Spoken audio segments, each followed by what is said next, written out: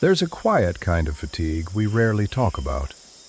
The exhaustion that comes not from big conflicts, but from all the small misunderstandings we carry every day.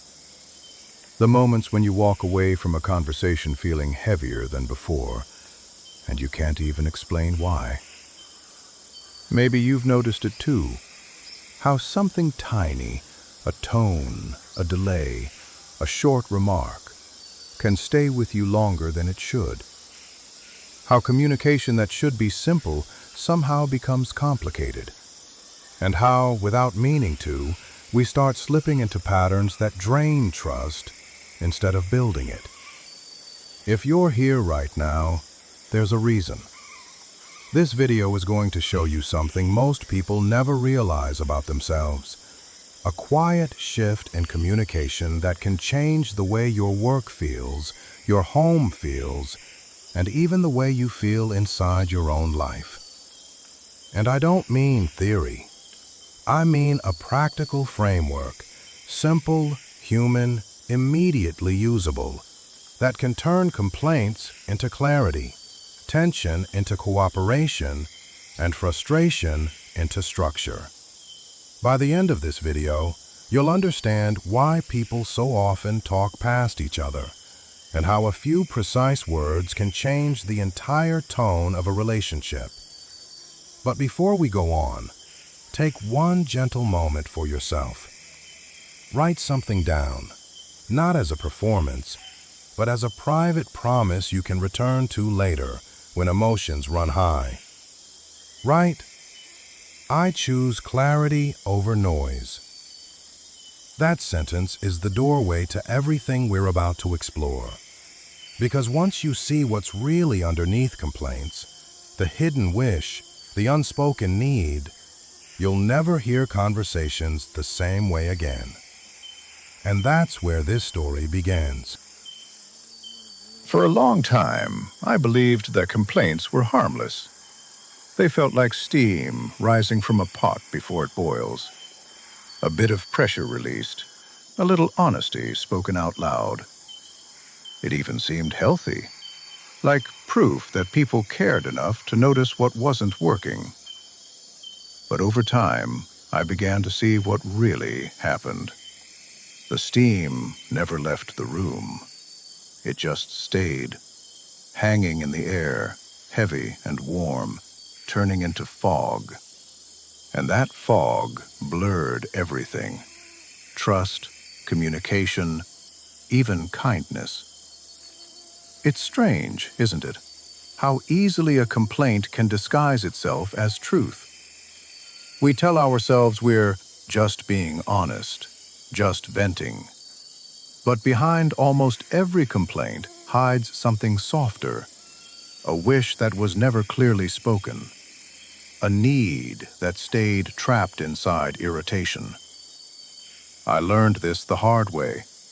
One project, one team, one very long week.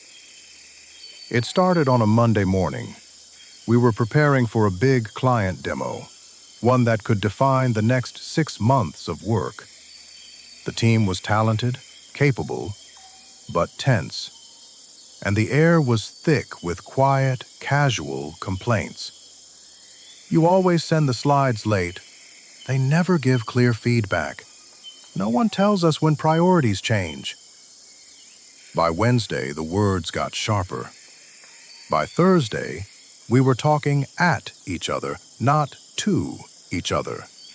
And by Friday, the day of the demo, we missed 2 key pieces. The presentation stumbled. Not a disaster, but enough to sting. That evening, the team wanted to pack up and leave. But I asked them to stay just a few more minutes. Not for blame, not for excuses, just for clarity. We sat in that quiet conference room, tired and disappointed. Still a team, but barely talking like one. And I said, "Let's try something different tonight." Then, on the whiteboard, I wrote 3 simple words. Fact, effect, request. At first, everyone just stared at the board. You could feel the confusion, the doubt, as if I'd just handed them a puzzle instead of a solution. So I said, most of our complaints start as stories, not facts. We add emotion before we check reality. Let's try the opposite. Let's start with what we can all agree is true. Someone sighed and said, "You always delay the design updates." I smiled gently. That's an interpretation. What's the fact? She paused, thinking. Well, the last 2 updates arrived 3 days after the deadline. Good. That's something we can all see. Now, I asked, what was the effect?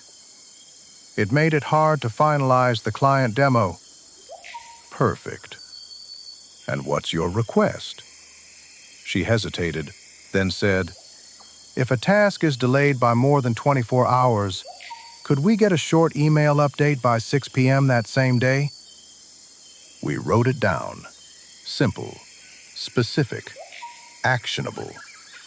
And in that moment, the energy in the room shifted. Complaint turned into clarity. Emotion became information. One by one, others joined in. Instead of, "You never tell us when things change," someone said, "in 2 recent cases, priorities shifted without notice. That caused rework. Can we agree to post any changes in the team chat by noon the same day?" Instead of, "You always push too hard," someone offered, "Yesterday we got 3 urgent requests after hours. That made it hard to finish planned work. Could we agree urgent tasks only if they affect today's delivery?" In 10 minutes, the whiteboard was full, not of complaints, but of requests, not of blame, but of structure. We didn't fix everything that night, but we did something far more important. We stopped firing interpretations at each other and started speaking in facts. That evening, as I walked home under the soft hum of city lights, one thought kept circling in my mind. Clarity is kindness. It's not how loudly you speak, it's how clearly you ask. The next week, something subtle but powerful began to happen. Every time someone started a sentence with, "You always," or "You never," another person would gently smile and say, "Let's start with the fact." At first, it sounded like a joke, but soon it became a quiet discipline, a language we all shared. And behind the laughter, something deeper was forming. Accountability without blame. Honesty without hostility. Our conversations became cleaner. Meetings ran smoother. People stopped defending and started listening. Because when you lead with facts, no one has to fight for truth. It's already on the table. The truth is, complaints are just requests wearing armor. They sound tough, but underneath, they're fragile, full of unspoken hopes. Every complaint hides the same message. I wish something were different. The problem is, armor turns cooperation into conflict. It makes us sound like enemies when we're really just people trying to work together. But when we put down that armor, when we take a breath and say, "This happened, here's the effect, and here's my request," communication stops being a battlefield and becomes a bridge. That shift doesn't just improve teamwork, it changes the tone of life itself. Because once you experience how peaceful clarity feels, you start craving it everywhere, even at home. I started bringing the same practice home. One evening, my wife looked at me and said, "You never warn me when you'll be late." Her tone wasn't angry, just tired, disappointed. and I recognized that feeling instantly. The same kind of tension I'd seen in my team before we learned how to speak clearly. So I smiled gently and said, "What happened today?" She paused. "You called just 10 minutes before coming home late," she said. "I had to cancel plans with our neighbor." That was the fact. I nodded. "And the effect?" "It messed up my evening," she said softly. "And your request?" She thought for a moment, then said, "Please text me in the family chat at least an hour before if you think you'll be late." Simple, clear, no guilt, no guessing. The next time I got stuck in traffic, I remembered. I sent a short message. "Running late, probably home by 7. She replied with a heart emoji. That was all. But in that tiny exchange, I felt something shift. The way clarity can heal tension before it grows roots. Because the truth is, most frustration doesn't come from bad intentions. It comes from unclear expectations. And when we start to see that, relationships, at home, at work, anywhere, begin to soften. It's not about winning an argument anymore. It's about building a system where both people can breathe. That's what operational kindness looks like. Not grand gestures, but small agreements that keep love steady and communication alive. Even our suppliers got pulled into this new way of speaking. One contractor had sent 2 deliveries without invoices. Our accountant froze the payments, not to punish, but simply because she didn't have the paperwork. Normally, that would have turned into a storm of angry emails, but this time we stayed calm. We didn't write, "You're impossible to deal with." Instead, we sent this. 2 recent deliveries arrived without invoices attached. That stopped the payment process. Please include a PDF invoice with every delivery email. If you can't send them immediately, one summary email every Friday at 4 p.m. will work. That was it. No drama, no emotion, just clarity. And the following week, everything ran perfectly. That's when it hit me. Irritation often hides under confusion. We get angry not because we don't care, but because we don't know. We don't need therapy to solve that. We need precision. It's not, "You don't care." It's, "Yesterday's missed call delayed the response by 2 hours. Could you reply in chat when unavailable?" It's not, "No one listens." It's, "During the meeting, several ideas were interrupted. Could we go one by one next time?" Just like that, the emotional charge dissolves. Facts, effects, requests.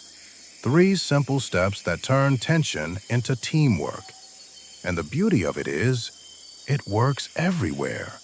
At the office, at home, with clients, with friends, anywhere people are brave enough to trade emotion for clarity.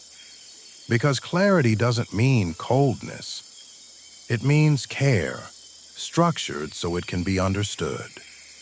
Now, this doesn't mean emotions don't matter. Of course they do. But emotions are the result of unclear systems, not the cure for them. If you fix the system, the emotions often fix themselves. I've seen people spend hours dissecting feelings, motives, tones, personalities, and still end up exhausted, misunderstood, and no closer to a solution. But one clear request can do what hours of emotional debate can't. Because clarity doesn't need interpretation. Let me tell you what I've learned through this practice. When you replace complaints with requests, 3 beautiful things begin to happen. First, people stop defending and start listening. Second, problems shrink because they become specific instead of general. And third, respect grows.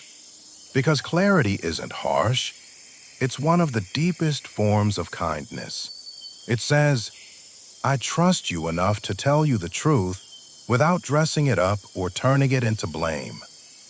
That kind of honesty builds something stronger than agreement. It builds trust.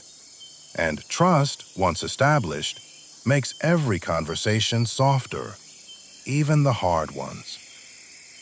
Precision, I realized, is the language of respect. It saves energy, prevents resentment, and keeps relationships warm even when topics are tough. In the end, this isn't about being better at communication. It's about being clearer in care. Replacing vague frustration with clean information. Because when words are clear, hearts can relax. That's what operational clarity truly is. Respect in action. One evening, a younger colleague came to me after a tough call with a client. She dropped into a chair, sighed, and said, "They're impossible. They keep changing requirements. Nothing ever stays the same." I smiled gently and asked, "Can we turn that into a request?" She frowned at first, then her face softened. "All right, let me try," she said. In the last 2 weeks, there were 3 changes after approval. That caused rework. Could we agree that after sign-off, there's only 1 round of revision per week? I nodded. She sent that message. And within minutes, the client agreed. Just like that, frustration turned into collaboration. Because clarity invites cooperation. People want to be helpful. They just need to know how. Later that week, someone asked me, "What if the other person doesn't respond to your request?" I smiled again. "Then you refine the request," I said. Not the emotion. Don't double down on frustration. Double down on precision. Maybe the request wasn't specific enough. Maybe the timing was wrong. Maybe the parameters weren't realistic. Adjust the how, not the why. Because emotion might spark awareness, but clarity sustains change. And when you speak with clarity, even resistance becomes feedback, not rejection. That's how you move from reaction to refinement, and from conflict to cooperation. If you want to start practicing this, here's a simple way. Quiet, practical, and surprisingly powerful. Step 1. Pick one complaint. Something small, something real.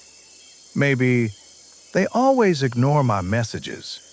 Maybe, "He never helps at home." Maybe, "She keeps sending reports late."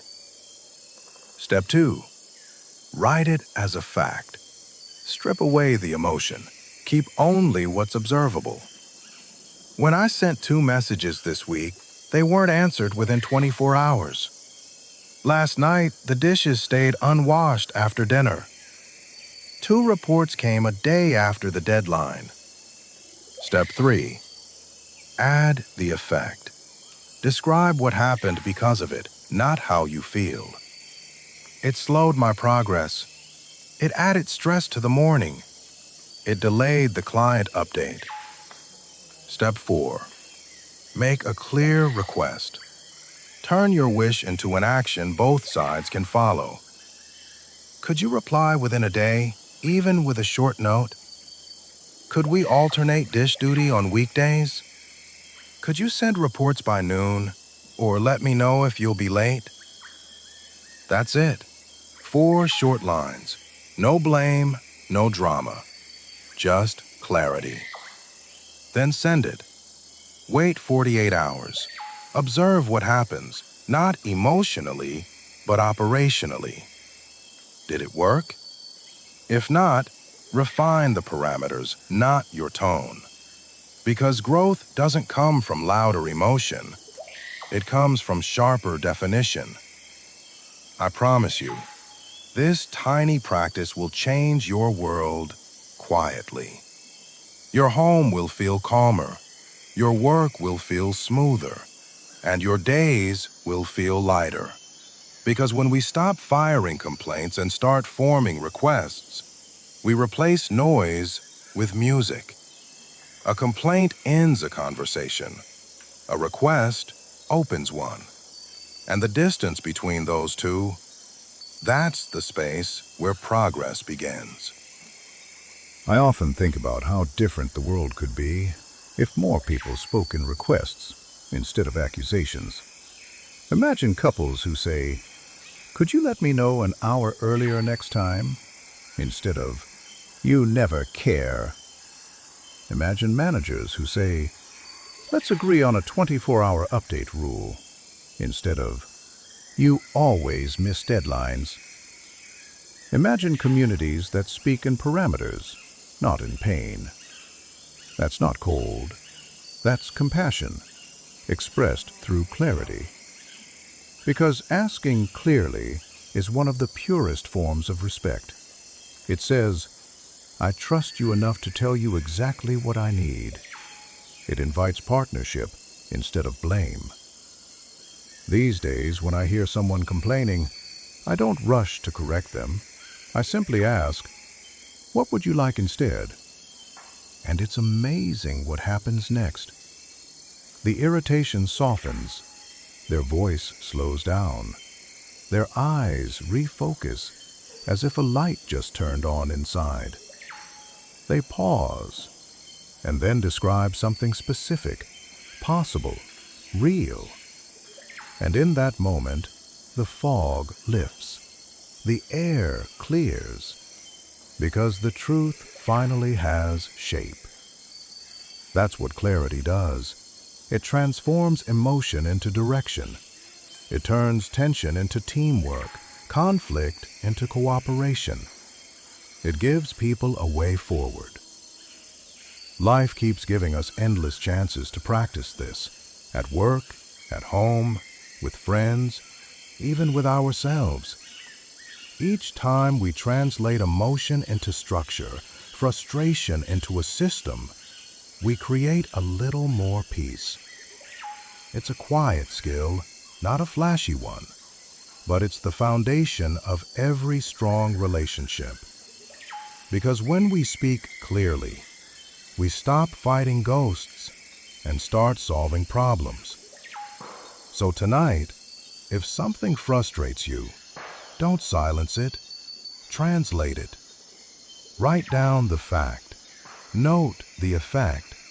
Shape the request. And watch what happens. You'll feel the shift from tension to calm, from noise to direction. Because every complaint you've ever had was really just a wish in disguise, waiting for you to give it words. Tomorrow may never come, but today is here, gentle, patient, and ready for you to speak with clarity.